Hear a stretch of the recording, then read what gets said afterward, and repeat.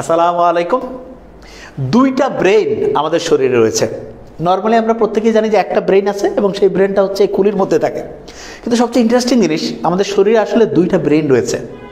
এবং সবচেয়ে মজার ব্যাপারটা কি, এই দুইটা ব্রেনকে যদি একজন আরেকজনের বন্ধু বানিয়ে দিতে পারি তাহলে আমাদের ব্রেইনের যে ক্ষমতা সেটা বহু গুণে বেড়ে যেতে পারে। তো এই ব্যাপারটা সম্বন্ধে ডিটেলস বোঝানোর আগে কয়েকটা ঘটনা শেয়ার করছি।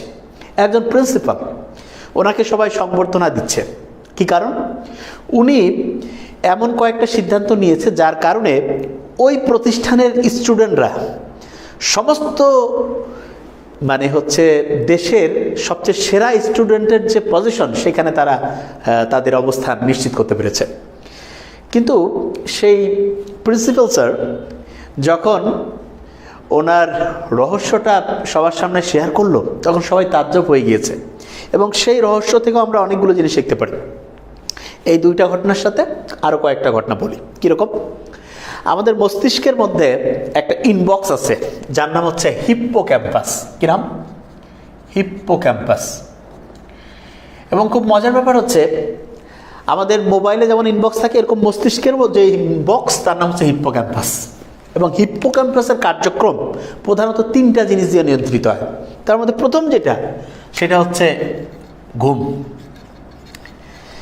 আমেরিকার সেন্টার ফর ডিজিজ কন্ট্রোল তারা রিকমেন্ড করেছে যে প্রত্যেক দিন মিনিমাম 7 ঘন্টা কিংবা এর বেশি পরিমাণ সময় আমাদের ঘুমানো উচিত। এবং তার সাথে আরেকটা জিনিসের উপরে গুরুত্ব দেওয়া হচ্ছে, সেটা কি? আমাদের ঘুমানো উচিত পাক ভারত উপমহাদেশের ক্ষেত্রে রাত 9টা থেকে ভোর 3টা-4টা পর্যন্ত। কেন? এই সময় যদি আমরা ঘুমাই তাহলে দেখা যায় আমাদের মস্তিষ্কে রিপেয়ারিং প্রসিজারটা খুব ভালো হয়, এবং মস্তিষ্কের যে নিউরনগুলো রয়েছে একটা নিউরনের সাথে আরেকটা নিউরনের যে সিনাপসিং ক্যাপাসিটি এটা খুব ভালো হয়। এবং এখানে আরেকটা জিনিস বলে রাখি, রাসূল সাল্লাল্লাহু আলাইহি ওয়াসাল্লামের সেই হাদিসে নিশ্চয়ই মনে রয়েছে যে এশার বেতের নামাজের পরে উনি ঘুমিয়ে যাওয়াকে খুব পছন্দ করতেন। এখন দেখা যাচ্ছে যে তাড়াতাড়ি ঘুমিয়ে গেলে এটা আমাদের মস্তিষ্কের যে রিপেয়ারিং সেটাও ভালো থাকে, এবং আমাদের হচ্ছে যে কর্মদক্ষতা মস্তিষ্কের আল্লাহর রহমতে চমৎকার হয়। দ্বিতীয় যে ব্যাপারটা সবচেয়ে ইম্পর্টেন্ট, সেটি হচ্ছে ফুড, খাদ্য। খাবারের ক্ষেত্রে 2 রকমের খাবার রয়েছে। কিছু কিছু খাবার আছে যারা মস্তিষ্কের ক্ষমতা কয়েক গুণ বাড়ায়। তার মধ্যে সবচেয়ে গুরুত্বপূর্ণ যে খাবারগুলো সেগুলো হচ্ছে যেই খাবারের মধ্যে ওমেগা 3 ফ্যাটি অ্যাসিড রয়েছে। আর প্রশ্ন হতে পারে ওমেগা 3 ফ্যাটি অ্যাসিড এটা মূলত করেটা কি? এটা মূলত করে কি, আমাদের মস্তিষ্কে যে তথ্যগুলো আছে না, এক জায়গা থেকে আরেক জায়গায় যে যায়, সেইটা যেই রাস্তা দিয়ে যায় সেই রাস্তাটাকে হচ্ছে মসৃণ করতে পারে, বলা যেতে পারে ওমেগা 3 ফ্যাটি অ্যাসিড। এবং এটা মূলত পাওয়া যায় মাছের যে তেল আছে সেটার মধ্যে, মাছের তেল, এইটার মধ্যে ওমেগা 3 ফ্যাটি অ্যাসিড থাকে। এবং খুব ইন্টারেস্টিং একটা তথ্য রয়েছে, সেটা কি, আমাদের মস্তিষ্কটা এক রকমের পানিতে ডুবন্ত ভাসন্ত থাকে যার নাম হচ্ছে সিএসএফ, সেরেব্রো স্পাইনাল ফ্লুইড। এটা মূলত মস্তিষ্কের হচ্ছে পুষ্টির ব্যাপারটা নিয়ন্ত্রণ করে। এবং খুব ইম্পর্টেন্ট একটা ইনফরমেশন হচ্ছে, আমরা যদি রেগুলার হচ্ছে মধু পান করি তাহলে দেখা যায় আমাদের যে সিএসএফের যে কর্মদক্ষতা সেটা খুব ভালো থাকে। ঠিক আছে? তার সাথে কি করতে পারি, তার সাথে হচ্ছে ওই খাবারগুলো খাওয়া উচিত যেগুলো সহজে হজম হতে পারে। 2 রকমের খাবার সবচেয়ে সহজে হজম হয়, একটা হচ্ছে ফলমূল আর একটা হচ্ছে শাকসবজি। এই ফল এবং শাকসবজি এগুলো যদি আমরা খাই দেখা যাবে যে আল্লাহর রহমতে আমাদের মস্তিষ্ক অনেক ইজি ওয়েতে হচ্ছে কাজ করতে পারবে। এখানে বলে রাখি যে এই শাকসবজি যে রয়েছে তার মধ্যে সবচেয়ে সেরা হতে পারে লাউ, তার সাথে হচ্ছে আমরা নিশ্চয়ই জানি ব্লুবেরি। এগুলো যদি আমরা খাই, ব্লুবেরি অবশ্য ফলের মধ্যে পড়ে যাবে, তাহলে দেখা যাবে যে আমাদের মস্তিষ্কের নিউরনগুলো একটার সাথে আরেকটার যে হচ্ছে যে কানেক্টিভিটি অনেক ভালো থাকবে। তৃতীয় যে ব্যাপারটা সবচেয়ে ইম্পর্টেন্ট সেটা হচ্ছে এক্সারসাইজ। এক্সারসাইজের ক্ষেত্রে আমরা বলবো, বিজ্ঞানীরা দেখেছেন যে আমাদের যখন আমরা হাঁটতে থাকি তখন আমাদের মস্তিষ্কের যে নিউরনগুলো আছে না তাদের কানেক্টিভিটিটা বাড়তে থাকে। এবং হাঁটার সময় একটা জিনিস ঘটে, সেটা কি, হাঁটলে পরে এন্ডোরফিন ক্ষরণ হয়, এন্ডোরফিন। এবং এন্ডোরফিনের সাথে মূলত আমাদের ভালো লাগার একটা সম্পর্ক রয়েছে। হাসলে, কেউ যদি হাসি মুখে থাকে তাহলেও দেখা যায় যে এন্ডোরফিন ক্ষরণ হয়। হাসা কিন্তু একটা হচ্ছে সদকা দেওয়ার সমান সওয়াব। তার মানে হাসলে শুধু যে উপকার হয় তাই নয়, মস্তিষ্কের ক্ষমতা বাড়তে থাকে এবং হাসলে পরে 500টা গুড কেমিক্যাল রিলিজ হয়, যেটা আমাদের জন্য অতুলনীয়। এখন বিজ্ঞানীরা দেখেছেন যে মানুষের মস্তিষ্কে যে বিকাশ তার সাথে হাঁটার একটা সম্পর্ক রয়েছে।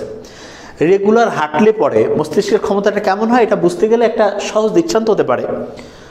লোহা কিন্তু দেখা যায় যে ভার বহন করতে পারে, তার মানে একটা ওজনকে উত্তোলন করতে পারে। এখন লোহার যে ভার মানে ওজন উত্তোলনের ক্ষমতা এটা 20 গুণ পর্যন্ত বাড়তে পারে। কখন? সে লোহাটাকে যদি চুম্বকিত করা যায়, ম্যাগনেটাইজ করা যায়। তার মানে লোহাকে ম্যাগনেটাইজ করলে তার ক্ষমতা যেমন 20 গুণ বেড়ে যায়, ঠিক তেমনি করে এক্সারসাইজ যদি রেগুলার করি মস্তিষ্কের ক্ষমতা এরকম বহুগুণে বেড়ে যায়। এবং বিজ্ঞানীরা 5টা নিউরো ট্রান্সমিটারের খোঁজ পেয়েছেন, যেগুলো একই সময় যদি মস্তিষ্কে উৎপন্ন হয় তখন মস্তিষ্কে একটা স্টেট তৈরি হয় যার নাম হচ্ছে ফ্লো স্টেট। এবং ফ্লো নামে একটা বইও আছে, আপনারা চাইলে পড়ে ফেলতে পারেন। সেই 5টা নিউরো ট্রান্সমিটারকে সংক্ষেপে আমরা একসাথে বলতে পারি সেন্ডা। কি এই সেন্ডা? এসতে হচ্ছে সেরোটোনিন। সেরোটোনিন এটা মূলত করে কি, আমাদের যে মুড আছে না, মুডটাকে স্টেবিলাইজ করে। মানে অনেকে আছে না যে এই ভালো এই খারাপ, তার মানে তার সেরোটোনিনের ঘাটতি রয়েছে। এবং সেরোটোনিন মানটা এস দিয়ে শুরু না, সানলাইট থেকে সেরোটোনিন পাওয়া যায়। এই জন্য দেখবেন যে যেদিন সূর্যের আলোকিত উজ্জ্বল থাকে সেদিন মনটা অনেক খুশি থাকে, ঠিক আছে, এবং মনটা খুব ভালো থাকে। এটা হচ্ছে এন্ডরফিন। এন্ডরফিন আমরা বলেছি ই দিয়েই এক্সারসাইজ এবং হাসলে এন্ডরফিন ক্ষরণ হয়। এবং এন্ডরফিন কি করে, ওই যে আমরা মরফিন আছে না ইনজেকশন, অনেকে আবার মরফিন দিয়ে নেশাও করে, হারাম, কিন্তু জাস্ট বোঝার জন্য বলছি। মরফিন যেমন হচ্ছে মস্তিষ্কের হচ্ছে ব্যথা কষ্ট মানে মস্তিষ্কের পেইনগুলো আস্তে আস্তে রিলিভ করে দেয়, ঠিক তেমনি এন্ডরফিন এই কাজটা করে। এনতে হচ্ছে বলতে পারি আমরা নরএপিনেফ্রিন। নরএপিনেফ্রিন, ঠিক আছে, এটা হচ্ছে মস্তিষ্কে আল্লাহর রহমতে কি হতে পারে যে ফ্লো স্টেট তৈরি করে। ডিতে হচ্ছে ডোপামিন। ডোপামিন এটা বলে রাখি আমি যে ডোপামিন এটা আদর্শ মাত্রায় থাকা উচিত। খুব ইন্টারেস্টিং জিনিস কিন্তু ডোপামিন এটা আদর্শ মাত্রা বলতে কি মানে হচ্ছে যেটাকে আমরা বলতে পারি ডোপামিনটা একটা অ্যাভারেজ পরিমাণে থাকা উচিত। খুব বেড়ে গেলেও খারাপ, খুব কমে গেলেও খারাপ। আচ্ছা, কীভাবে ডোপামিন খুব বাড়তে পারে? কেউ যদি মোবাইলে অনেক গেম খেলে, বিভিন্ন আছে না ভিডিও গেম যখন খেলে, বিশেষ করে যেগুলোতে মধ্যে খুব থ্রিলিং আছে, ওইরকম ভিডিও গেম খেললে প্রতি মুহূর্তে দেখা যায় ডোপামিন ক্ষরণটা আস্তে আস্তে বাড়ছে। এবং তখন যেটা হয় খুব ভয়ঙ্কর দিক, সেটা হচ্ছে ডোপামিন ক্ষরণ যখন বাড়তে থাকে তখন যদি অতিরিক্ত হয়ে যায় তখন আস্তে আস্তে ক্ষুধামন্দা তৈরি হয়। দেখবেন যারা ভিডিও গেম খেলে তারা কিন্তু ঠিকভাবে খাইতে দিতে চায় না।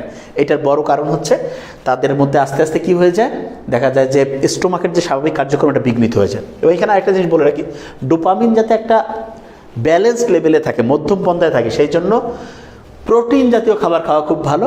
এবং তার সাথে যেটা আমরা করতে পারি সেটা হচ্ছে আমরা যদি যে কোনো কাজ রেগুলারিটি মেনটেন করি তখন সেই কাজটা শেষ হলে আমাদের একটা ভালো লাগার অনুভূতি হয়, কারণ তখনও আমাদের শরীরের ডোপামিন ক্ষরণ মানে ডোপামিনের একটা নির্দিষ্ট লেভেল মেনটেন হয়।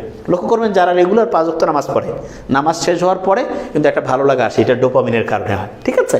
এবং এটার সাথে এন্ডরফিন এই দুইটাই কাজ করে। এটা হচ্ছে অ্যানান্ডামাইড।